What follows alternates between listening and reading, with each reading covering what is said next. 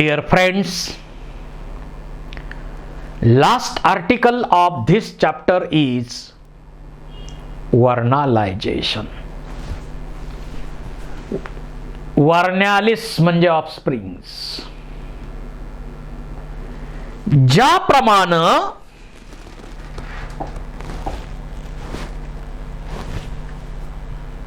ज्याप्रमाणे photo period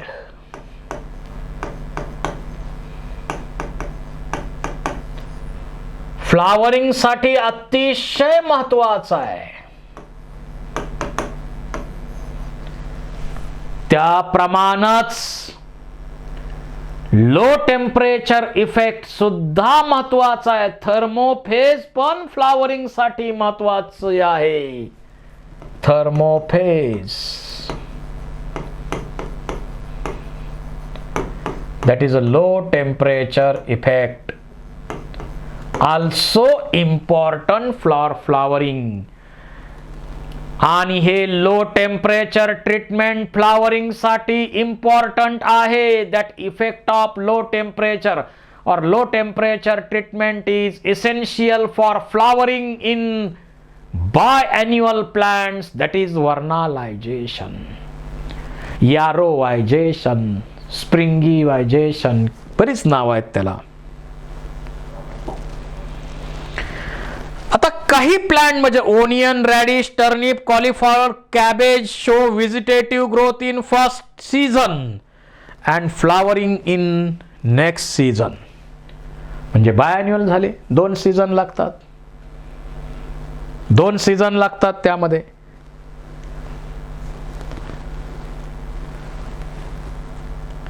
वर्नालायझेशन कुठं study केलं? रशियामध्ये स्टडी केलं.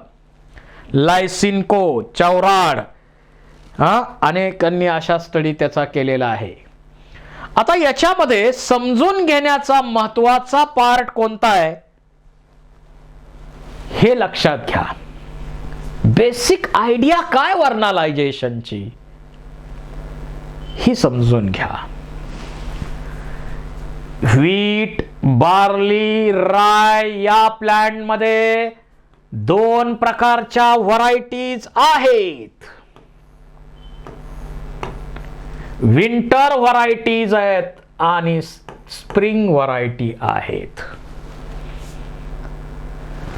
ज्या विंटर व्हरायटीज आहेत त्या बायॲन्युअल व्हरायटीज आहेत. These winter varieties requires 2 seasons. पहिल्या सीझन मध्ये व्हेजिटेटिव्ह ग्रोथ होणार, लो टेम्परेचर मिळालं की दुसऱ्या सीझन मध्ये मग फ्लावरिंग येतं. अशा या विंटर व्हरायटीज आहेत, बायॲन्युअल व्हरायटीज आहेत. आणि स्प्रिंग व्हरायटी मात्र त्याच सीझन मध्ये फ्लावर येतात, त्याला they do not require low temperature treatment. Annual varieties आहेत. Annual variety ना वर्नालायझेशनचा विषयच येत नाही. जर सीझन विचारात घेतला तर विंटर, स्प्रिंग, समर, विंटर नंतर स्प्रिंग सीझन येणार, वसंत ऋतू येणार, त्यानंतर समर सीझन येणार, त्यानंतर ऑटम सीझन येणार. आता बायॲन्युअल व्हरायटी असेल तर विंटर मध्ये कल्टिवेट केली तर स्प्रिंग मध्ये त्याला फ्लावर येऊ शकतात, स्प्रिंग मध्ये फ्लावर येऊ शकतात. जशी शुगर बीट आहे, कॅबेज आहे, कॅरॉट आहे, दे आर सोन in spring. Summer, autumn, winter हे सगळं संपल्यावर फ्लावर इन स्प्रिंग. पहिल्या सीझन मध्ये व्हेजिटेटिव्ह ग्रोथ होणार आणि लो टेम्परेचर ट्रीटमेंट त्याला मिळाली की मग सेकंड सीझन मध्ये त्यांना फ्लावर येतात. सेकंड सीझन मध्ये फ्लावर येतात. इथं पेटकस राय नावाचं एक एक्झाम्पल घेतलेलं आहे. हे तुम्हाला मी इथं डायग्रामच्या मदतीनं समजावून सांगणार आणि यातून तुम्हाला 100% क्लिअर होईल what is the effect of vernalisation. That is a low temperature treatment. Petkus Rai.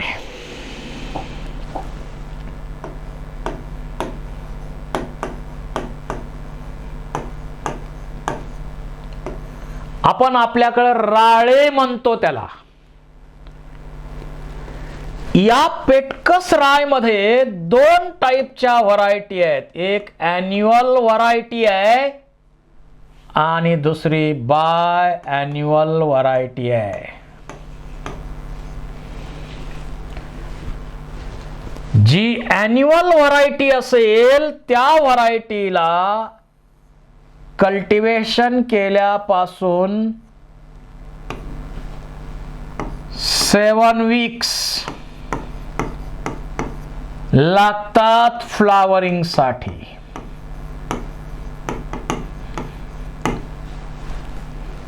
So annual variety of Petkus rye requires 7 weeks for flowering. मग त्याला तुम्ही ट्रीटमेंट द्या तरी 7च आठवडे लागणार, नाही द्या तरी 7च आठवडे लागणार. So there is no need to give vernalisation treatment in annual varieties. तेवढा ड्युरेशन लागणारच. त्यामुळं ही ट्रीटमेंट ॲन्युअल व्हरायटीज मध्ये गरज नाही. परंतु बायॲन्युअल व्हरायटीचा विचार करा. The biannual variety requires 15 weeks for flowering.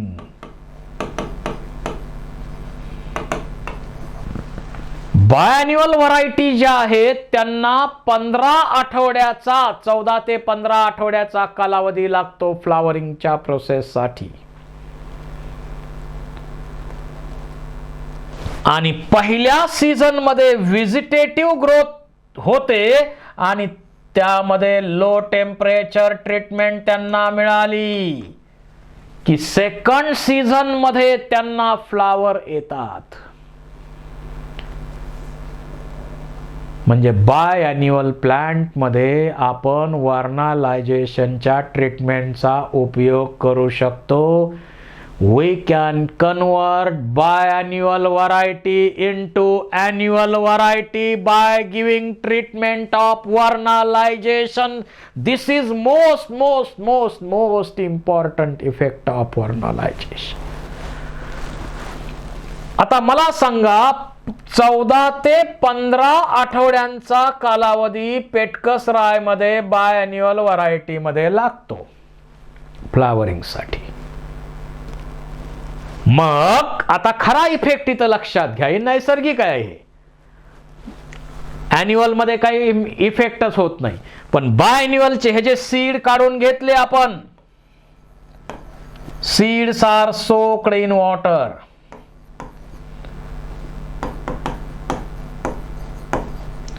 त्यानंतर ते ड्राय केले, म्हणजे ते वेगळे काढले and keep them in low temperature. Chilling treatment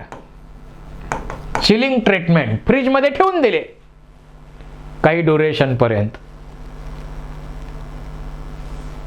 त्या सीडना वाटलं अरे हिवाळा आला. आणि असे जे सीड आहेत ते काढून पुन्हा ड्राय करून ठेवले. त्यांना आपण काय म्हणणार? वर्नलायझ्ड सीड्स. आणि असे वर्नलायझ्ड सीड जे आहेत हे जर आपण कल्टिवेट केले पेटकस रायचे,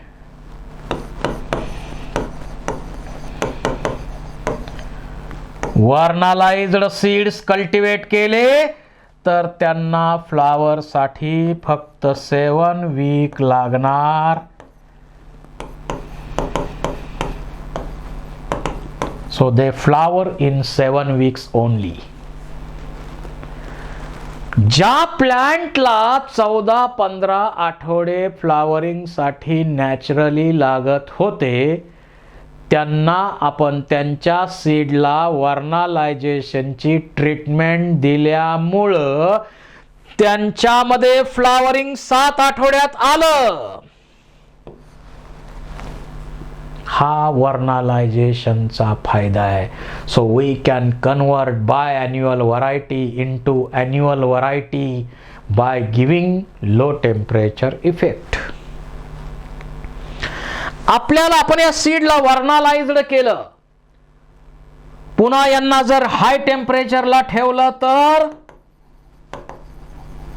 काय होईल? पॉपकॉर्न. बर ठीक आहे, तेवढंही नाही, पण हाय टेम्परेचरला ठेवलं तर तो वर्नालायझेशनचा इफेक्ट निघून जाईल.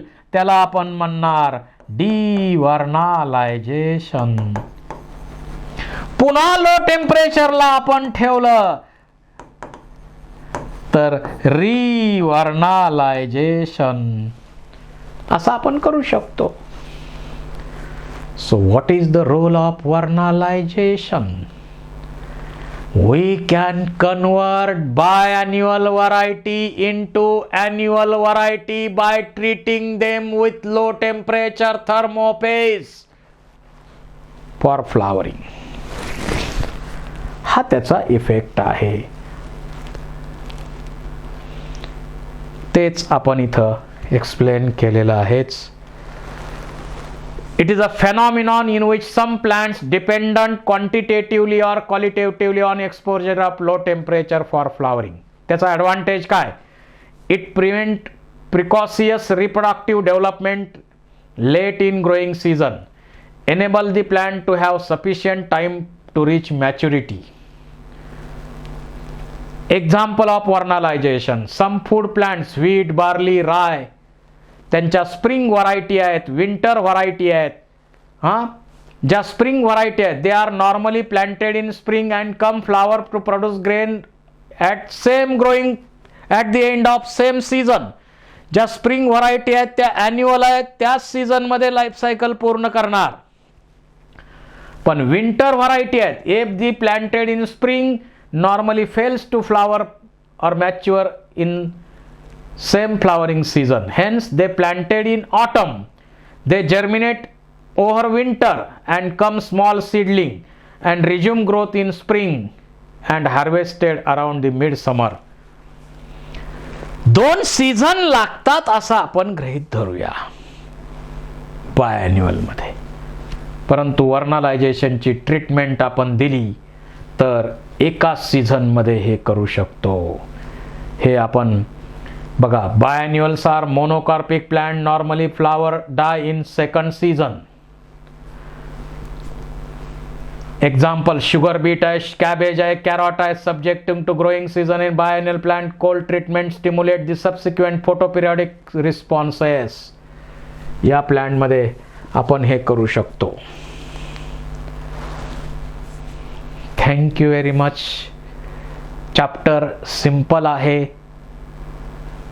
जिथं जिथं महत्त्वाचे पॉइंट्स आहेत ते अंडरलाईन करून घेत चला, किंवा क्वेश्चन जिथं बनवू शकतात, वेगळे पॉइंट्स आहेत ते क्वेश्चन लिहून घेत चला.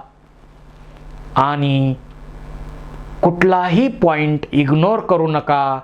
NCERT ही भगवद्गीता आहे, कुराण आहे, बायबल आहे नीटच्या स्टुडंटसाठी.